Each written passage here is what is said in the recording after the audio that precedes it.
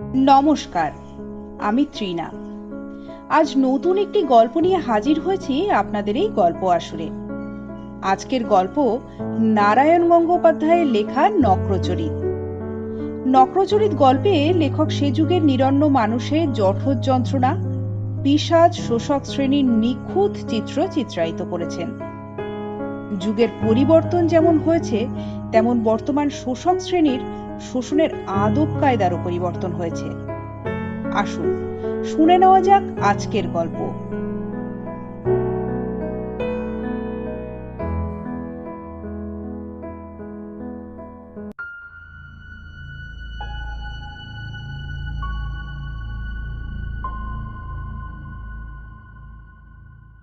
দরজায় ঠকঠক করে ৩-৪টে টোকা পড়ল। খেরো খাতায় কসকারির আঁচড় টানতে টানতে ভুরু কুঞ্চিত করে মুখ তুলে তাকালো নিশিকান্ত কর্মকার। শব্দটার অর্থ সে বুঝতে পেরেছে। বাইরে কালো রাত, তারস্বরে ঝিঝি ডাকছে, আর ঘরে মিটমিট করে জ্বলছে কেরোসিনের আলো। বেশি তেল পুড়বার ভয়ে নিশি কখনো আলোটা বাড়াতে চায় না।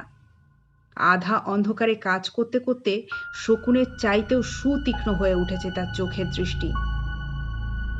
খেরো খাতায় কসকারির লেখাগুলো সে পিঁপড়ে শাড়ির মতো সাজিয়ে চলেছে। আজকের দিনের জমা খরচ। ঠক ঠক ঠক, শব্দটা চেনা। তবু তবু কে জানে? নিশি কর্মকারের শকুনের মতো চোখ দুটোর উপর সংশয়ের ছায়া এলো ঘনিয়ে। কপালে দেখা দিল এলোমেলো সরীসৃপ রেখা।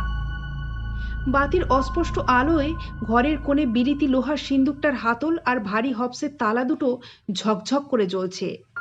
কাঁচা সোনায়, গয়নাতে, নোটে এবং নগদে প্রায় ২০,০০০ টাকা অলঙ্কৃত করেছে ওই সিন্দুকটার জঠর। কলম রেখে নিশি উঠে দাঁড়ালো। লোকটা কুঁজো, বয়সের ছাপে নয়। খাতা আর হাতুড়ির সংস্রবেই অকালে তার পিঠটা বেঁকে গিয়েছে ধনুকের মতো। অভ্যস্ত সতর্ক হাতে দরজার ভারী খিলটা সরিয়ে দিল সে।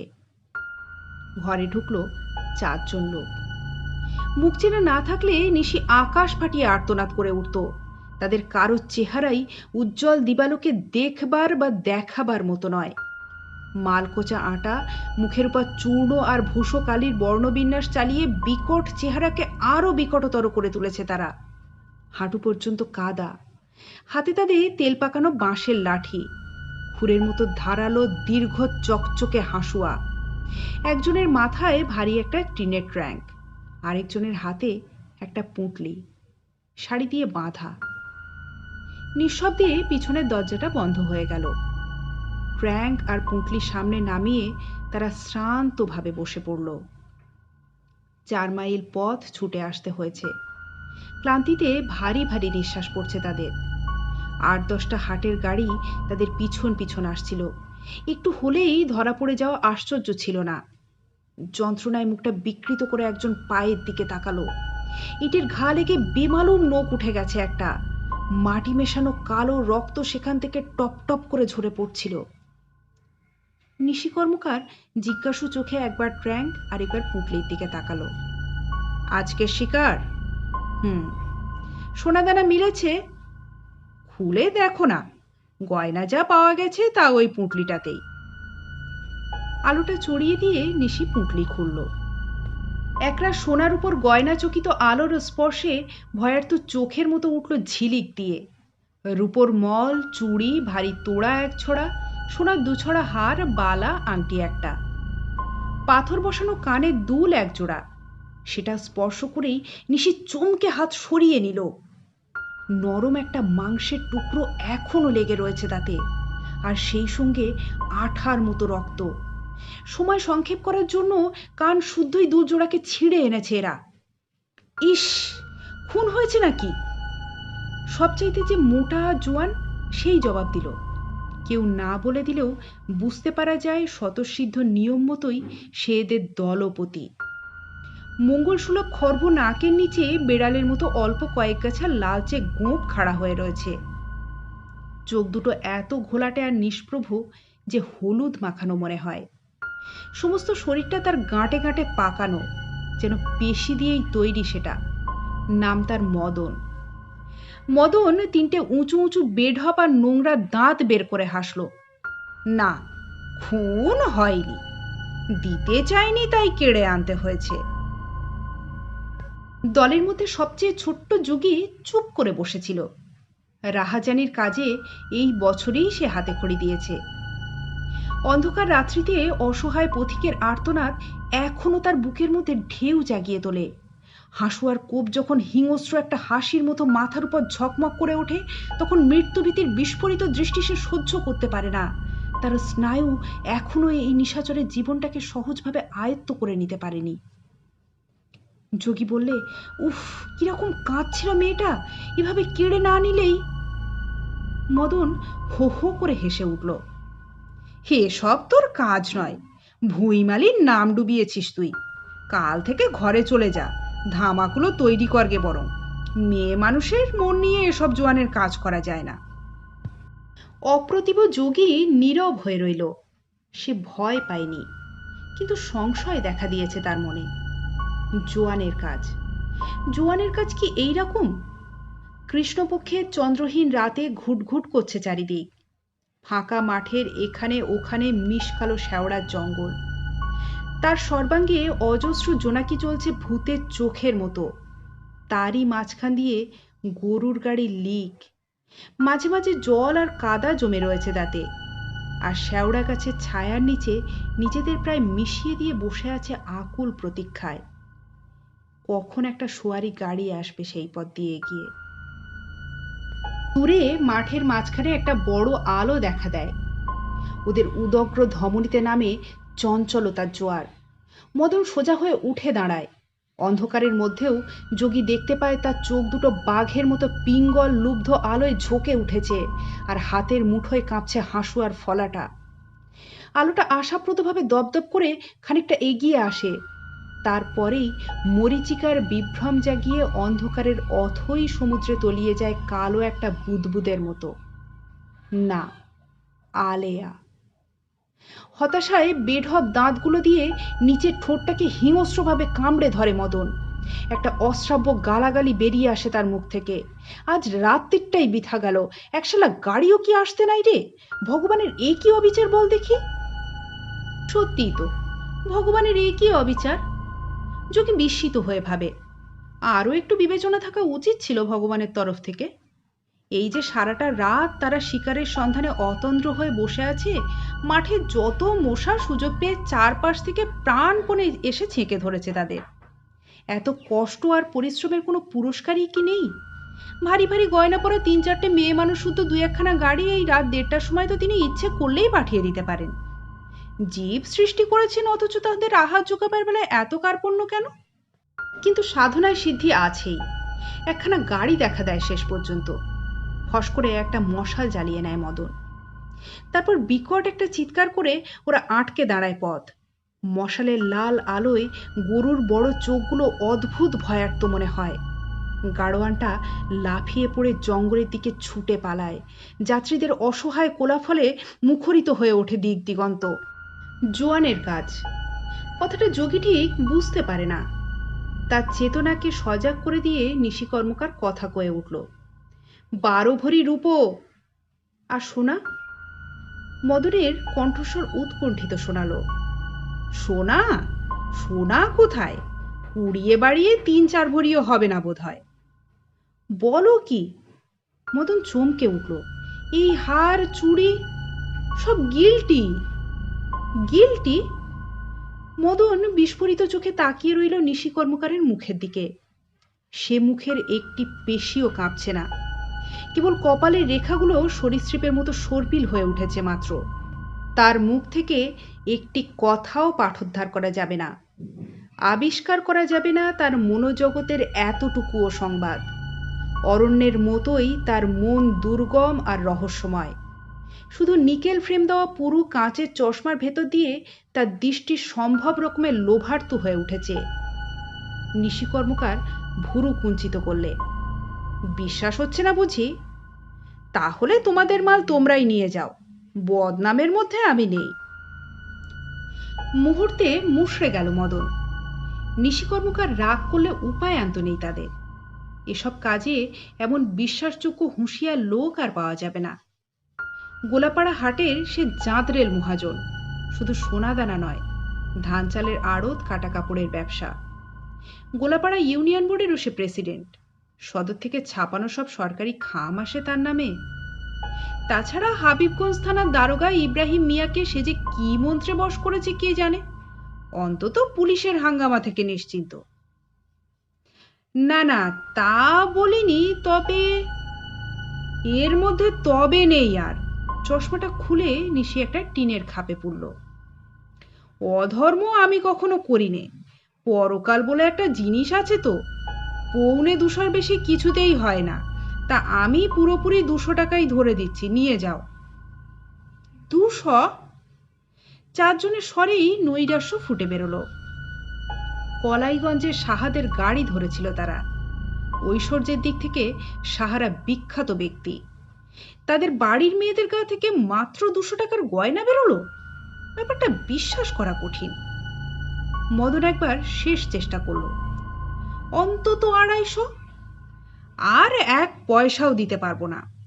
ইচ্ছে না হয় ঘুরিয়ে নিয়ে যাও। 150 বেশি যদি কেউ দিতে রাজি হয় তবে আমার কান মলে দিও। তা কি হয়? অসহায় স্বরে মদন বললে, দাও, 200ই দাও তবে।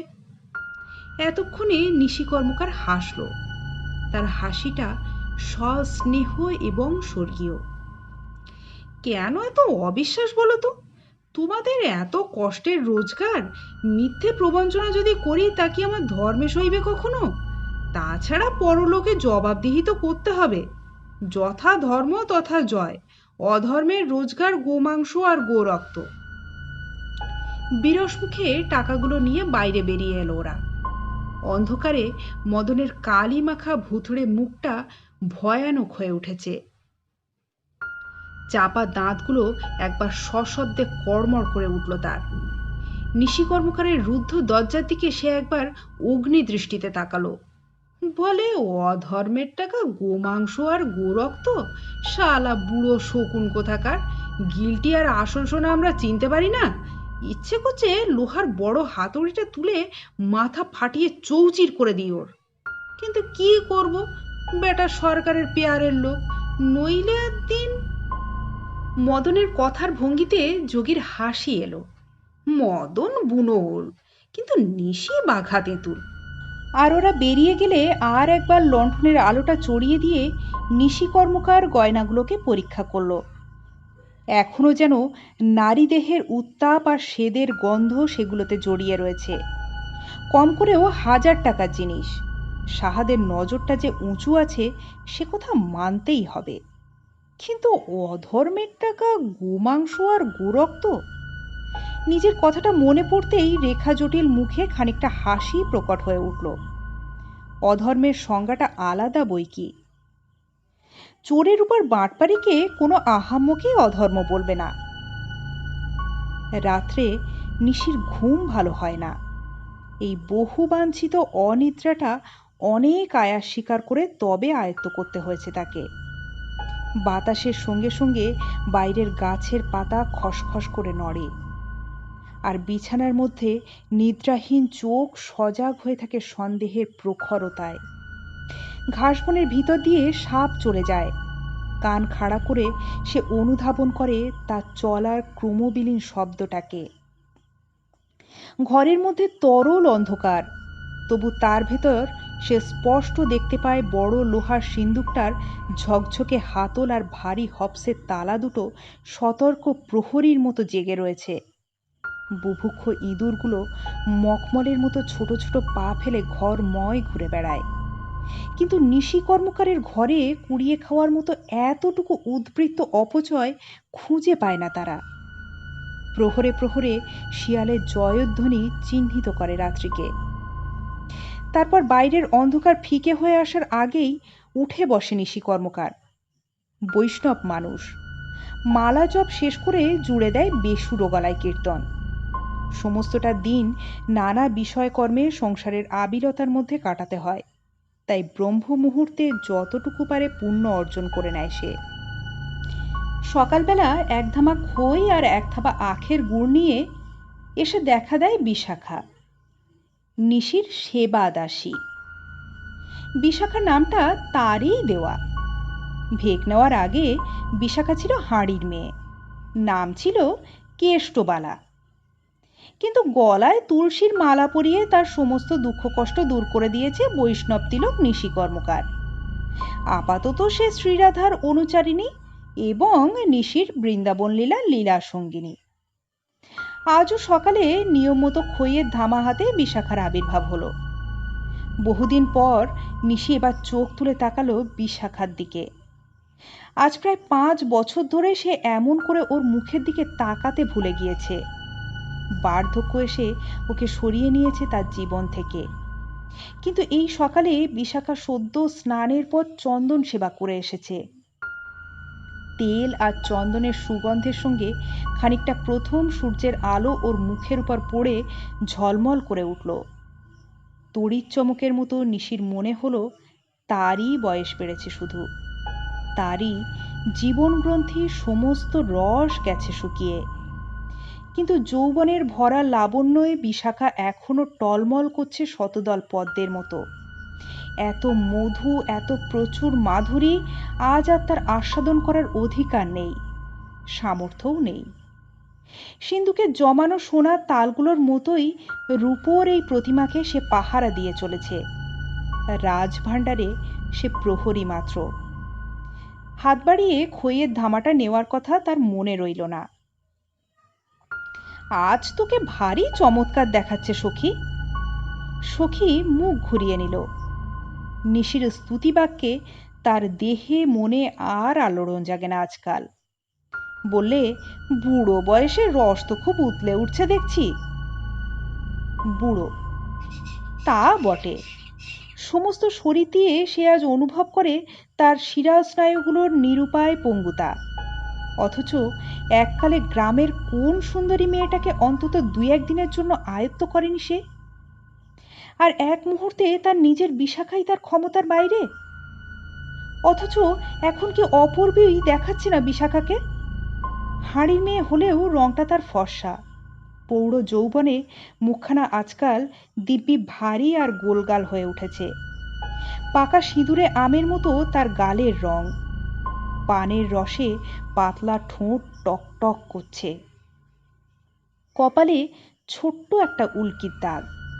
সমস্ত মুখখানার সৌন্দর্য যেন আরো বাড়িয়ে দিয়েছে সেটা। অদ্ভুত একটা উত্তেজনায় নিশির বুকে ঠান্ডা রক্ত যেন হঠাৎ শিউরে উঠল শিরশির করে। একটিবার কাছে আসবি বিশাখা? বিশাখার চোখে সন্দেহের ছায়া। ব্যাপার কি, নেশা টেশা ধরেছ নাকি? নেশা ধরিনি, নেশা লেগেছে। নিশি বিগত যৌবনের মতো প্রগল্ভ হওয়ার চেষ্টা করছে। কাল রাতে 2 ছড়া হার বাগিয়েছি, নিবি তার একগাছা? বিশাখার চোখে সন্দেহ ঘনীভূত হলো। ওরে বাপরে, এত কপাল, আমি বাঁচব তো? কেন, কোনোদিন কিছু দিইনি বুঝি তোকে? কিড়িং কিড়িং করে বাইরে সাইকেলের ঘন্টা শোনা গেল। তারপরেই জুতোর মচমচ শব্দ করতে করতে কে উঠে এলো দাওয়ায়। ডাক শোনা গেল, কর্মকার বাড়ি আছো হে? বিদ্যুৎ স্পৃষ্টির মতো নিশি চমকে উঠল।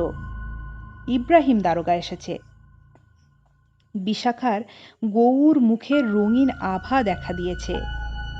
আচমকা হাওয়া লাগা দিঘির জলের মতো একটা চকিত চাঞ্চল্য তার সর্বাঙ্গের লাবণ্যের ঢেউ খেলিয়ে গেল। ব্যাপারটা নতুন করে বোঝবার কিছু নেই, তবু একটা তীব্র ঈর্ষা এসে ক্ষণিকের জন্য নিশিকে আচ্ছন্ন করে দিল। ও, তাই আমি বুড়ো হয়ে গেছি, এই জন্যই আমাকে আর মনে ধরে না। আর নিশির মনের কথা বিশাখা বুঝতে পেরেছে। দারিদ্র্যের ব্যর্থ লোভ দেখে তার সহানুভূতি হয়, কিন্তু সহানুভূতি ছাড়া কি আর সম্ভব? এত হিংসে কেন? এ নইলে অনেক আগেই যে হাতে দড়ি পড়ে যেত, সেটা খেয়াল নেই বুঝি? সত্যি, খুব সত্যি কথা। ইব্রাহিম দারোগার মতো মদহস্তি এই বাঁধনেই তো এমনভাবে বাঁধা পড়েছে। হিংসে করে কোনো লাভ নেই, শুধু বুকের ভেতর থেকে ঠেলে মস্ত একটা দীর্ঘ নিঃশ্বাস বেরিয়ে এলো। ততক্ষণ ঘর থেকে দ্রুত চরণে অদৃশ্য হয়ে গেছে বিশাখা, মহামান্য অতিথি এবং মূল্যবান প্রেমিক। বাইরে তাকে বেশিক্ষণ বসিয়ে রাখা চলে না, খানিকটা মিষ্টি হাসি উপহার দিতে হবে তাকে। 1 কাপ চা, 1 খিলি পান। মাঝে মাঝে দারোগা রাতটাও কাটিয়ে যায় নিশির বাড়িতেই। গ্রামের সবাই ব্যাপারটা জানে, কিন্তু একটা কথা বলারও সাহস নেই তাদের।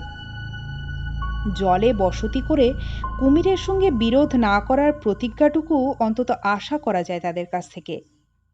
গোলাপাড়া হাটের সবচেয়ে বড় মহাজন নিশি কর্মকার, আর দারোগার প্রতাপ সম্বন্ধে তো কিছু না ভাবাই ভালো। যুদ্ধ বাঁধবার পর থেকে ভারত রক্ষা আইনের অস্ত্রশস্ত্রে সে আপদমস্তক মণ্ডিত হয়ে আছে।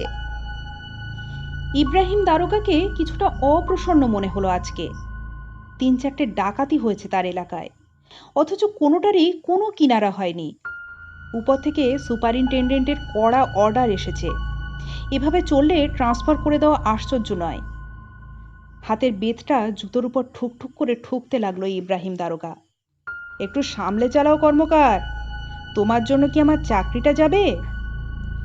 নিশির শকুনের মতো চোখ দুটো বিনয়ে কাতলা মাছের মতো নির্বোধ হয়ে এলো। হুজুরের যেমন কথা। না না, সত্যি, উপর থেকে বড্ড তাগিদ দিচ্ছে। ফস করে তোমার নামটা বেরিয়ে পড়লে আর আটকাতে পারবো না। ইন্সপেক্টর বেটাকে তো জানো, শালা স্রেফ রাঘব বোয়াল, ওর মুখ বন্ধ না করলে আর। নিশির মুখে হাসি দেখা দিল। কথাটার অর্থ সে বোঝে। সিন্দুকটা খুলে ছোট একটা নোটের তাড়া সে দারোগার দিকে এগিয়ে দিল, আর প্রাপ্তি মাত্রেই দারোগা অত্যন্ত সহজভাবে নোটগুলো নিয়ে পড়ল পকেটে। কালো চাপদাড়ি মণ্ডিত মুখখানা খুশিতে ভরে উঠেছে তার। লোকটার শরীরে বোধহয় কিছুটা পাঠানের রক্ত আছে। সবটা মিলিয়ে একটা অমার্জিত আদিমতার আভাস পাওয়া যায়। কিন্তু কোন পাষণ্ড বলে যে আজকাল রাজভক্তি লোপ পেয়েছে বঙ্গদেশ থেকে? স্বদেশওয়ালারা যতই লম্ফঝম্প করুক না কেন, ভারতবর্ষের প্রান্তে নিশি কর্মকারের মতো বিবেচক আর বুদ্ধিমান লোক পাওয়া যাবে? এ নইলে আর পুলিশের চাকরি করে সুখ ছিল কি? একখানা রূপোর ডিশে পান আর জর্দা নিয়ে ঘরে ঢুকলো বিশাখা। আট চোখে তার দিকে একবার তাকিয়ে এক মুঠি পান আর ছটাকখানিক জর্দা হাঙরের মতো প্রচণ্ড হায়ের মধ্যে চালিয়ে দিল দারোগা। পান খেয়েটে দারোগার মুখটা কি অস্বাভাবিক লাল। হঠাৎ দেখলে মনে হয় লোকটা রক্ত খায় বুঝি। হ্যাঁ, আরেকটা কথা, চাল তো পাওয়া যাচ্ছে না কোথাও। তোমার আড়তে কিছু আছে নাকি? উপরে একটা রিপোর্ট দিতে হবে। চাল? আমার আড়তে? নিশি বিস্ময়ে হতবাক। কোথায় চাল? জ্যৈষ্ঠ মাসেই সব সাবাড় করে দিয়েছি। নিজের জন্য যা সামান্য আছে তাতেই তো নতুন ধান ওঠা পর্যন্ত চলবে না, টান পড়ে যাবে। কালো চাপদাড়ির ফাঁকে দারোগার জন্তুর মতো মুখে জন্তুর হাসি দেখা দিল। তুমি বাবা একটা সাক্ষাৎ ঘোড়েল, ভুঁড়ো কুমির। তোমার আড়ত সার্চ করলে যে এক্ষুনি 500 মণ চাল সিজ করা যায়, সে খবর আমি পাইনি ভেবেছ? নিশি প্রায় আর্তনাদ করে উঠল। হরে কৃষ্ণ, আমার আড়ত? এমন শত্রুতা আমার সঙ্গে কে করলে? আমার কি ধর্মভয় নেই একটা? পরলোকে জবাবদিহি তো করতে হবে। ইব্রাহিম দারোগা সবিদ্রুপে বললে, থাক থাক, এই সকালবেলায় একরাশ মিথ্যের সঙ্গে ধর্ম বেচারাকে আর জড়াচ্ছ কেন? বিসমিল্লা বলে আমার দরগাতেই মুরগি জবাই করে দিও। আমি বহাল তবিয়াতে থাকলে তোমাকে ছোঁয় কে? সেই ভরসাতেই তো আছি হুজুর। চলি তাহলে। দারোগা উঠে দাঁড়ালো। তারপর বিশাখার মুখের উপর দৃষ্টিভাজনের মতো দুটো ক্ষুধার্ত চোখ বুলিয়ে নিয়ে বলল, আজ বড্ড ব্যস্ত, কাল আসবো। ঝরঝরে একটা হারকিউটলি সাইকেলের আওয়াজ জেলা বোর্ডের বন্ধুর পথ দিয়ে দিগন্তে মিলিয়ে গেল। দারোগা চলে গেলে নিশিকান্ত স্তব্ধ হয়ে বসে রইল অনেকক্ষণ। চাল? তা চাল তার কিছু আছে বই কি, ব্যবসা বাণিজ্য করতে গেলে কোনো বেটাই ধর্মপুত্র যুধিষ্ঠির হতে পারে না। তুমি যদি পরকে না ঠকাও, তাহলে পরে তোমার মাথায় আছড়ে কাঁঠাল ভাঙবে। এই হচ্ছে দুনিয়ার নিয়ম। তবে দারোগা খাঁটি খবরটা পায়নি। 500 নয়, 800 মন। 12 টাকা দরে কেনা, বর্ষা বাজারে অন্তত 40-এ ছাড়াই চলবে। 2-4 জন লোক তো এরই মধ্যে আনাগোনা শুরু করেছে। মিলিটারির কন্ট্রাক্ট নাকি পেয়েছে তারা। টাকার জন্য আটকাবে না। একরাশ ঝকঝকে তকতকে নতুন নোট দিয়ে যে কোনো দরেই কিনে নিতে রাজি হয়েছে। তবু বাজারের হালচাল আরো একটু দেখে শুনে নেওয়াই ভালো। আপনার কাছেই যে এলাম কর্মকার মশাই। গোলাপাড়া হাটের 3 জন মহামান্য মহাজন এসে দর্শন দিয়েছে। মধুসূদন কুণ্ডু, নিত্যানন্দ পোদ্দার আর জগন্নাথ চক্রবর্তী। এসো এসো, তামাক খাও ভাইয়ারা। তারপর সবাই মিলে ব্যাপারটা কি? ব্যাপার আর কিছু নয় দাদা, হরিসভায় একটা অষ্টপ্রহরের বন্দোবস্ত করেছি। শুনেছি সত্যযুগ আসছে, কল্কি অবতার নামছেন মর্তে, মহাপাপীদের বিনাশ করতে। দেশের যা অবস্থা হচ্ছে, তাতে নাম কীর্তনটা। নিশ্চয়ই নিশ্চয়ই, কলির কলুষ দূর করতে ওর মতন জিনিস আর কিছু আছে নাকি? কল্লই নাচতে এবো নাচতে এবো নাচতে এবো। কাল সন্ধ্যায় তাহলে যেও দাদা। কিছু চাঁদাও দিতে হবে। হরিসভায় অষ্টপ্রহর কীর্তনের বিপুল আয়োজন। 8-10টা কলা গাছের উপর মোমবাতি বসিয়ে আর লণ্ঠন ঝুলিয়ে তৈরি হয়েছে আসর। তলায় ছেঁড়া মাদুর পাতা, তার উপর গাঁজার কলকি সাজিয়ে নিয়ে গোলাপাড়া হাটের মহাজনরা জমিয়ে বসেছে। গাঁজার কলকির একটা অসামান্য মহিমা আছে। নেশাটা কিঞ্চিত ঘনীভূত হলে যুগপাবন কলকি অবতারণটা মনুষ্যচক্ষেই দেখা যায়। পাপী তাপীর এবার পরিত্রাণ নেই বটে, কিন্তু নাম ও নেশার গুণে গোলাপাড়া হাটের মহাজনরা যে সত্যযুগ অলঙ্কৃত করতে চলেছে, কোনো পাষণ্ডই এ বিষয়ে সংশয় প্রকাশ করতে পারে না। আশপাশ থেকে একদল বৈষ্ণবী জড়ো হয়েছে। অষ্টপ্রহরের পর বৈষ্ণব ভোজনের ব্যবস্থা আছে। নেশায় রক্তাভ তাদের চোখ, আর ব্যভিচারে ম্লান পাণ্ডুর মুখ। যে আলোচনা তাদের মধ্যে চলছে, তা আজ যাই হোক আধি ভৌতিক বা আধ্যাত্মিক কিছু নয়। ওদিকে একপাশে 3টে বড় বড় কাঠের গুঁড়ি আগুনে রক্তাভ হয়ে জ্বলছে। থেকে থেকে একজন ধূপ ছড়াচ্ছে তাতে। অষ্টপ্রহরের ধ্বনি। একটু দূরেই বড় একটা হাঁড়িতে খিচুড়ি চাপানো হয়েছে। বৈষ্ণবদের চোখ থেকে থেকে সেদিক থেকে ঘুরে আসছিল। হরে কৃষ্ণ কৃষ্ণ কৃষ্ণ হরে হরে। আসরের চারিদিক ঘিরে ঘিরে চলছে অসংলগ্ন কীর্তন। অল্প বিস্তর পা টলছে 2-1জনের। শুধু গাঁজা নয়, ভাবের সাগরে নিঃশেষে তলিয়ে যাওয়ার জন্য কেউ কেউ তাড়িও টেনে এনেছে। একজন এমনভাবে খোলের উপর আক্রমণ চালাচ্ছে যে দেখে মনে হয় ওটা যে সে যেমন করেই হোক ভাঙবেই, এই তার স্থির সংকল্প। আর একজন ঊর্ধ্ববাহু হয়ে তাণ্ডব তালে আকাশের দিকে লম্ফ প্রদান করছে, যেন উপর থেকে কি একটা পেড়ে নামাবে। বোধহয় ভক্তিবৃক্ষের মুক্তি ফল। নিশি কর্মকারের চোখ নিদ্রিত, সমস্ত দেহ তার কদম্ব কেশরের মতো রোমাঞ্চ। অষ্টসাত্ত্বিক ভাব একে একে প্রকট হয়ে উঠবে বুঝি। গোটা সভার উপর দিয়েই যেন একটা ভাবের ঘোল লেগেছে। পোড়া মোমবাতি, গাঁজা, ধুনো, পোড়া কাঠ আর অর্ধসিদ্ধ খিচুড়ির একটা মিশ্রিত গন্ধে যেন নিঃশ্বাস আটকে আসে। মোমবাতির আলোগুলো 2-1টা করে নিভতে নিভতে ক্রমশ ম্লানতর হয়ে আসছে। ধুনির আগুনের লাল আভা বৈষ্ণবীদের ব্যভিচার চিহ্নিত অপরিচ্ছন্ন মুখগুলোকে অদ্ভুতভাবে একাকার করে দিয়েছে। পেট ভরে যারা তাড়ি টেনে এসেছিল, তাদেরই একজন নাচতে নাচতে ধড়াস করে আছড়ে পড়ল। দশা লেগেছে নিশ্চয়ই। ঊর্ধ্ববাহু লোকটির লম্ফ প্রদান আরও উদ্দাম হয়ে উঠেছে। একটুর জন্য ফসকে যাচ্ছে ফলটা। বাবু, বাবু, প্রেসিডেন্ট বাবু! সুর কেটে গেল। সাক্ষাৎ ভগ্নদূতের মতো ইউনিয়ন বোর্ডের চৌকিদার এসে দেখা দিয়েছে। নিশ্চয়ই জরুরি ব্যাপার কিছু আছে। না, প্রেসিডেন্টগিরি করা আর পোষালো না। নির্বিঘ্নে একটু ধর্মকর্ম করারও জো থাকে যদি। কিরে, কি খবর? উঠে আসতে হবে বাবু, সরকারি কাজ।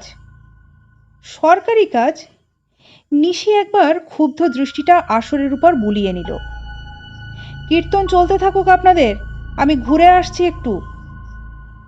বাইরে এসে নিশি ভ্রুকুটি করল। কিরে, তোদের আর সময় অসময় নেই নাকি? এই রাত 12টার সময় এত তাগিদ কিসের? চৌকিদারের কণ্ঠে উত্তেজনা। মতিপালের বউ গলায় দড়ি দিয়েছে বাবু, একবার যেতে হবে। আর মতিপাল? সেটাও মরেছে। আফত গেছে। বিরক্তিতে নিশির মুখ কালো হয়ে উঠল। কিছু প্রাপ্তিযোগ আছে বটে। প্রেসিডেন্ট হওয়া সত্যিই ঝকমারি। গ্রামে কোনো দুর্ঘটনা ঘটলে কিংবা কেউ অপঘাতে মরলে ছুটতে হবে সেই মরা দেখবার জন্য, থানায় রিপোর্ট করতে হবে। এই রাত 12টার সময় যখন কীর্তনের আসরে ভাবে জোয়ার বয়ে যাচ্ছে, মহাপ্রভু শ্রী গৌরাঙ্গ নিজে এসে ভর করেছেন ভক্তের উপর, আর নাম গানে কলির কলুষ ধুয়ে মুছে নির্মল হয়ে যাচ্ছে, তখন কোথায় কে মতিপালের বউ গলায় দড়ি দিয়ে মরেছে তাই দেখবার জন্য ঊর্ধ্বশ্বাসে ধাবমান হতে হবে। হরে কৃষ্ণ হরে কৃষ্ণ। বিরস মুখে নিশি বললে, চল তাহলে। কিন্তু বউটা না হয় গলায় দড়ি দিয়ে মরেছে, মতিপাল মরল কি করে? বাঁচবে কি করে বাবু? সমবেদনা এবং ক্ষোভে চৌকিদারের স্বর রুদ্ধ হয়ে এলো। না খেয়ে মরেছে। আগে ভিক্ষে করতো, 30 টাকা চালের বাজারে কে ভিক্ষে দেবে এখন? বউটা আর পেটের জ্বালা সইতে পারেনি, তাই গলায় দড়ি দিয়েই ঝামেলা মিটিয়েছে। চৌকিদার উৎসাহিত হয়ে উঠল। শুধু একটা বাড়িই নয় বাবু, এরকম চললে 2 মাসে গ্রাম উজাড় হয়ে যাবে। যে আগুন চারিদিকে জ্বলছে, কারো রেহাই পাওয়ার জো আছে? দেখুন না, 2-3 দিনের মধ্যে আরও 5-7টা মরার খবর হয়েছে। থাম থাম। নিশি ধমকে থামিয়ে দিল তাকে। এসব কথা ভালো লাগে না শুনতে। যারা মরেছে মরুক তারা, কাল পূর্ণ হলে মানুষকে মরতেই হবে। কেউ তো আর লোহা দিয়ে মাথা বাঁধিয়ে আসে না। না খেয়ে মরেছে, সে তো কৃতকর্মের ফল। পূর্বজন্মের দুষ্কৃতির দেনায় এ জন্মে শোধ করতেই হবে। বিধাতার রাজ্যে অবিচার হওয়ার জো নেই। কালো অন্ধকারে আচ্ছন্ন। পথের দুধারে বাঁশের ঝাড় বাতাসে শব্দ করছে। সেই শব্দে নিশি চমকে গেল। মনে হলো বাঁশঝাড়ের ভেতর থেকে এক্ষুনি বেরিয়ে আসবে মাংস চর্মহীন অস্থিময় কতকগুলি ছায়া মূর্তি। তিলে তিলে যারা না খেয়ে শুকিয়ে মরেছে, তাদের প্রেতদেহ। আচমকা একটা ভয়ের নিঃশ্বাস আটকে এলো তার। মনে হলো সেই মূর্তিগুলি আর্তনাদ করে উঠবে, আমাদের খাদ্য, আমাদের জীবন নিয়ে লোভের ভাণ্ডারে জমা করেছো তুমি। তোমাদের ক্ষমতা, তোমার খত, তোমার আইন আমাদের প্রতিহিংসার হাত থেকে বাঁচিয়েছে তোমাকে। কিন্তু এখন এখন এখন নিশি প্রাণপণে জপ করতে লাগলো। হরই নামেব হরই নামেব হরই নামেব কেবলম, কালৌ নাস্তেব নাস্তেব। মতিপালের বাড়ি। চারিদিকে নানা জাতের আবর্জনা। বৃষ্টির এক পশলা জল পড়ে সে আবর্জনাগুলো আরও কদর্য হয়ে উঠেছে। ভাঙা চাল, বাঁশ, খুঁটি, খসে পড়া দাওয়া। সারা বাড়ি ভরে একটা গুমোট ভ্যাপসা আবহাওয়া। তার মাঝখানে যেন ঘন হয়ে রয়েছে বাসি মরার গন্ধ। নাকে কাপড় চেপে ধরে নিশি সন্তর্পণে এগোতে লাগলো। কোথায় অষ্টপ্রহরের আসর, আর কোথায় মতিপাল বারান্দায়ই পড়ে আছে। পেটের জ্বালায় দাওয়া থেকে বুঝি খানিকটা মাটি কামড়ে খেয়েছিল। একরাশ কর্মাক্ত বমি গালের দুপাশে জমে রয়েছে। পুরো 32টা দাঁতই তার বেরিয়ে রয়েছে। মরবার আগে কি একটা অসীম কৌতুকে খানিকটা পৈশাচিক হাসি হেসেছিল বলে মনে হতে পারে। পেটটা লেপ্টে রয়েছে পিঠের সঙ্গে। কালো কালো নগ্ন পা দুটো দেখাচ্ছে অস্বাভাবিক দীর্ঘ, যেন ভূতের পা। আর সবচাইতে অমানসিক তার চোখ, যেন ভেতর থেকে একটা প্রচণ্ড ঠেলা লেগে বাইরে বেরিয়ে এসেছে তারা। একটা চোখের অর্ধেকটা খাওয়া, নিশ্চয়ই ইঁদুরে খেয়ে ফেলেছে। সামনেই ঘরের দরজাটা হাট করে খোলা, আর তার মধ্যেই চৌকিদারের লণ্ঠনের আলোটা সেখানে পড়বার অপেক্ষা মাত্র। অবর্ণনীয় একটা আতঙ্কে দাওয়া থেকে সোজা লাফ দিয়ে নিশি একেবারে হুড়মুড় করে চৌকিদারের ঘাড়ের উপর এসে পড়ল। মতিপালের বউ গলায় দড়ি দিয়ে ঝুলছে। শেষ সম্বল ছিল লজ্জাবাস, সেটা দিয়েই গলায় ফাঁস দিয়েছে। লণ্ঠনের আলোয় সেই সম্পূর্ণ উলঙ্গ অস্বাভাবিক নারী দেহটা একটা দানবীয় বিভীষিকা যেন। কম্পিত গলায় নিশি বললে, হয়েছে, চল চল। চৌকিদার বললে, লাশ দুটো কি হবে বাবু? থানায় খবর দে, ওরা যা খুশি করুক, যত সব কর্মভোগ। হরে কৃষ্ণ। আবার অন্ধকার বাঁশঝাড়ের পথ, হাওয়ায় বাঁশবনের এক টানা শব্দ। ঘুনে খাওয়া ছিদ্রপথে যেন পেতনির কান্না বাজছে। ভয়ে নিশি কর্মকারের কোনো দিকে চোখ তুলে চাইতে সাহস হলো না। অসীম আতঙ্কে কেবলই মনে হতে লাগলো সমস্ত বাঁশবনের পথ জুড়ে অসংখ্য মরা ছড়িয়ে রয়েছে। তাদের কালো শুকনো পাগুলো যেন ভূতের পা, আর বাঁশের আগায় আগায় গলায় কাপড়ের ফাঁস পরিয়ে ঝুলে রয়েছে অগণ্য নারী দেহ। তাদের সম্পূর্ণ উলঙ্গ দেহগুলো একটা ভয়ানক দুঃস্বপ্ন। চারিদিকে কি আজ মৃত্যুর সভা বসেছে? উত্তপ্ত কপাল বেয়ে টপ টপ করে ঘাম পড়তে লাগলো নিশির। এই মৃত্যু, এই অপঘাত, এর জন্য দায়ী কে? দৈব? হরিসভা পর্যন্ত এগিয়ে দেব বাবু? চৌকিদারের প্রশ্নে একটা আকস্মিক প্রচণ্ড কম্পন নিশির পা থেকে মাথা পর্যন্ত থরথর করে ঝাঁকুনি দিয়ে গেল। তারপর সামলে নিয়ে শুষ্ক ওষ্ঠ লেহন করে সে বললে, না, চল, বাড়িতেই পৌঁছে দিবি আমাকে, কাজ আছে। হাটখোলা পেরিয়ে নিশি কর্মকারের বাড়ি। সেখানে সামনে ছোট একটা আমের বাগান। ভালো ভালো ফজলি আর ল্যাংড়া আমের কলম লাগিয়েছে সে। নিজের বাড়ি, চেনা পথ। তবুও নিশির ভয় করতে লাগলো। আজকের রাত্রিটা বিচিত্র। আজ এই কৃষ্ণপক্ষের ঘন অন্ধকারে সমস্ত পৃথিবী জুড়ে যেন মতিপালদের প্রেত মূর্তি উঠে এসেছে। আকাশ, বাতাস, অরণ্য যেন তাদের অশরীরী ভৌতিক নিঃশ্বাসে আকীর্ণ। বাড়ির সামনে পৌঁছতেই চোখে পড়ল দরজার গোড়ায় সেই ঝরঝরে হারকিউলিস সাইকেলটা। ইব্রাহিম দারোগা অভিসারে এসেছে।